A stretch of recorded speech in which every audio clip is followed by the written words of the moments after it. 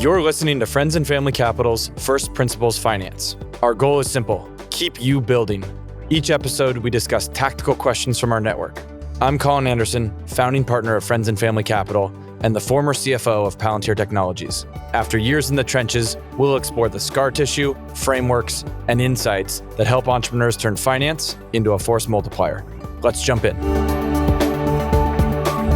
Okay, this week we've been getting a question from a lot of folks in our network.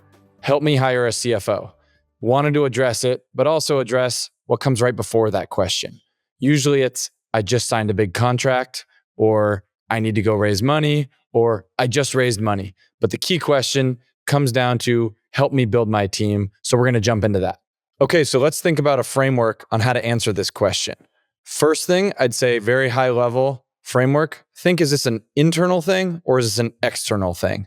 And to take the external thing off the table, this is political, exogenous thing. Someone's forcing you to make a hire. Someone's forcing you to call someone a CFO. If you've got to do that and you need the money, do whatever they need. But I really want to spend time on the internal reason. This is where you're in control of your own destiny and you're doing what's right for your business. I think that's the more interesting case. Let's unpack the internally motivated first finance hire.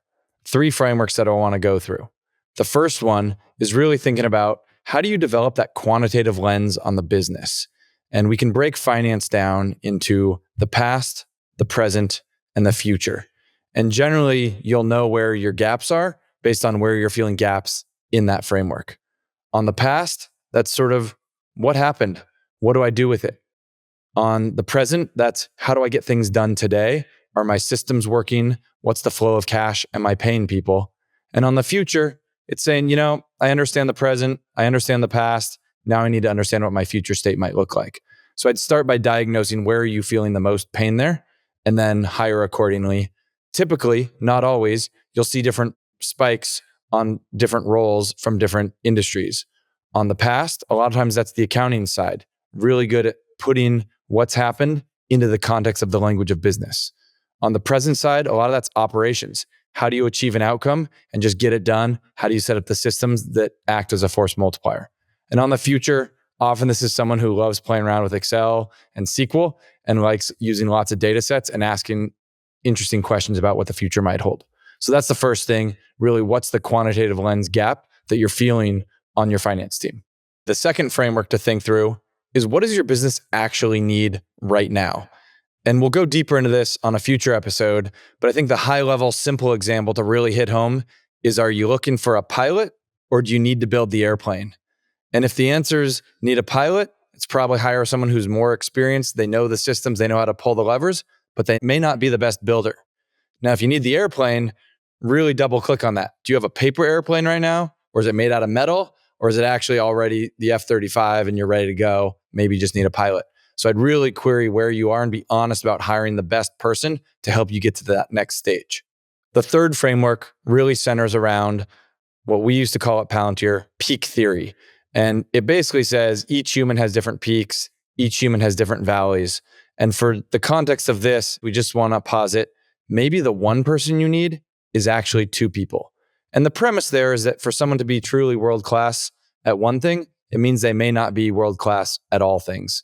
A simple analogy to help this point land, if you go to a restaurant and they're serving both pizza and sushi, it might not be the best pizza and it might not be the best sushi. So make sure you're thinking, is this 1 role or is this 2 roles before you post just one JD? Okay, so let's get into the fun stuff, the tactical hires. You're asking, all right, that's great on the frameworks. What do I actually need to do? Let's bring these down into some potential recommendations. Typically, when folks ask this question, they don't already have someone quantitative in place, and they're starting to feel a blind spot around that first framework, whether it's the past, the present, or the future. What this means is you probably are a company of around 20, 50, 100 people. The complexity is starting to get a little crazy. The systems are starting to get a little crazy. And often you feel like it's a blind spot because it's an external bookkeeper that are managing your books. Now, what does this mean? That means there's no one at your company falling asleep at night thinking about the numbers. And that's the first thing to figure out and the reason to really bring it in-house. I think there's 3 flavors of the first role that I often see hired. Number 1 is a staff accountant. Number 2 is a wicked financial analyst. And sometimes if you just need the money, it's someone who can fundraise. And again, these often are not the same profile of person. So don't be afraid to have this need manifest itself as 1, 2, or even 3 hires. And you'll have to figure out where you're feeling the most pain and allocate accordingly. On the staff accountant, that probably means largely doing the same job that your external bookkeepers are doing, except this time they understand your business and they're falling asleep at night thinking about your numbers, not a bunch of people's numbers. Even that alone helps shed some light. Number 2, the financial analyst, that's someone who's often best paired with that bookkeeper because you need to analyze data, but first you have to create the data. I'd say that person should both be good at asking questions about the future, but also spiking in that I'm going to set up the systems to collect clean data. Oftentimes the hygiene is just build the system right so you get the data to then ask the questions. So I'd say pick someone who feels comfortable both in Excel, but also just managing and manipulating data sets. Lastly, on the fundraiser, if you're feeling the need to just get ahead of it, go find someone who can go talk to investors and really think, has this person raised equity? Have they raised debt? And which stage of company have they been able to tell that story? Someone who works at the very front end of the curve, so the start of life of a company, that person's probably you as the founder. Once you get a little bit bigger, you can start to need a specialization in this role. But I'd say make sure that they've been able to tell the story for a company either in your industry or at your size or for your asset class of capital that you need so that they hit the ground running. They don't have to have done it before at the highest levels, but they probably should have seen how it's done or been active in that market for a bit. So now let's get to the case where it's not your first finance hire. You've already got a team in place, but you're still feeling some pain. You're going from that 1 to N. Here, I'd look at this through the lens of, again, where are you feeling the most pain? Is it on your past systems? Can you close your books on time? Is it operations? Can you get money where it needs to go and keep it safe as it needs to be kept safe and paid or collected, importantly? Or on the third one, can you ask interesting questions about the future and really have a rigorous framework to understand, are you okay on your current course or do you need to make some adjustments? Look at your business through that lens and you'll probably be able to diagnose what type of person you need to hire. On this, the type of person could be one, could be multiple people. I'd say also there's a query here that we can address in a separate podcast. Tends to be a little religious.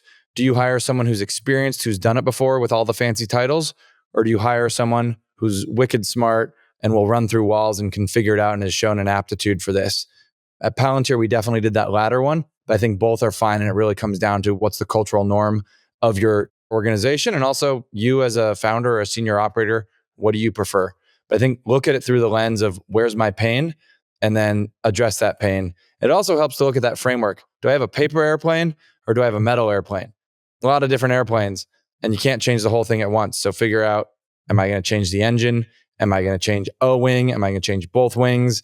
Can I shut down one engine before I have the other engine going? So there's a lot of footwork there that you got to get right, but just follow the pain and you'll know where you should start. So in conclusion, let's come back to that starting question. Help me hire a CFO. Through these frameworks, really what matters is the thing just prior to that question. What's the reason that you think you need to hire that CFO? And really use first principles to address that tactical problem. And don't be afraid to hire the person for the right stage of your business. And maybe it's not one person, maybe it's 2. With that, let's get back to building. Thanks so much. Thanks for listening to Friends and Family Capital's First Principles Finance. If you enjoyed today's episode, please leave a rating on Apple or Spotify. It helps our founders and finance leaders find the show, and it helps us course correct as we build. We appreciate you listening. See you next time. A note from our friends in legal. The views expressed here are those of the individual Friends and Family Capital Management, F&FC, personnel quoted, and are not necessarily the views of F&FC or its affiliates. All opinions expressed herein by F&FC personnel or guests are solely their own opinions and may not reflect the opinion of F&FC. Opinions are subject to change without notice. This content is for information purposes only and should not be relied upon as a basis for investment decisions.